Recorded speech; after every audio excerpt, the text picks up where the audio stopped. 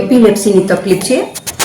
25 ઓગસ્ટે એનું એકવાર ફિટ આવી ગઈ હતી આંચકી. પછી એમાં એની MRI કરાવેલું છે, EEG કરાવેલું છે ડૉક્ટર મેહુલ પટેલ પાસે. અને અત્યારે એની વર્લપુલ 500 mgની દવા ચાલુ છે. મેહુલ પટેલ પાસે. હા.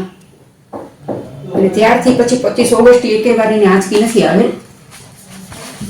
આ વર્લપુલ દવા ચાલુ છે એની.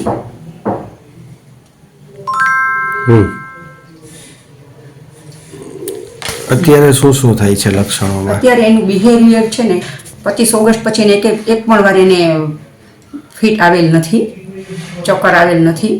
અને એની વર્લપુલ 500 mgની દવા એક ટાઈમ ચાલુ છે અત્યારે.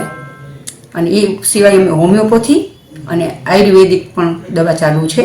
અત્યારે શું તકલીફ માટે લાવ્યા છો સાયકેટ્રિસ્ટ પાસે? અત્યારે એનું બિહેવિયર છે ને એ એકદમ એબનોર્મલ છે. હા, એબનોર્મલ છે.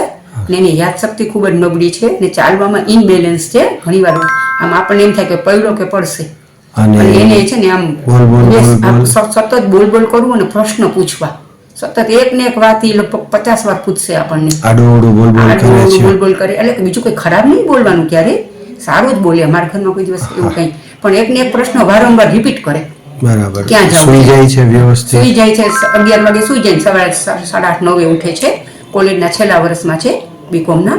પણ એને કેટી આવેલ છે, એને MCom કરવું, જેને ભણવાનો ખૂબ જ શોખ છે. અહીં મુખ્યત્વે નીચેની પરિસ્થિતિઓના નિરાકરણ માટે દર્દીઓને સારવાર માટે લાવવામાં આવતા હોય છે. દર્દીને અત્યંત ઓછી દવાઓથી તાત્કાલિક રિઝલ્ટ જોઈતું હોય ત્યારે, લાંબા સમયથી ચાલુ હોય તેવી દવાઓ કાયમી ધોરણે બંધ કરવાની ઈચ્છા હોય ત્યારે, ફક્ત ટીકડીઓ ખાવાની બદલે કાઉન્સેલિંગ પદ્ધતિથી પણ રિઝલ્ટની અપેક્ષા હોય ત્યારે, લાંબા સમય સુધી પણ દવાઓ ખાવાથી દર્દીની અપેક્ષા મુજબનું રિઝલ્ટ ના મળતું હોય ત્યારે, દર્દી હિંસક અથવા આક્રમક બનીને તોડફોડ અથવા અન્ય નુકસાન કરે ત્યારે.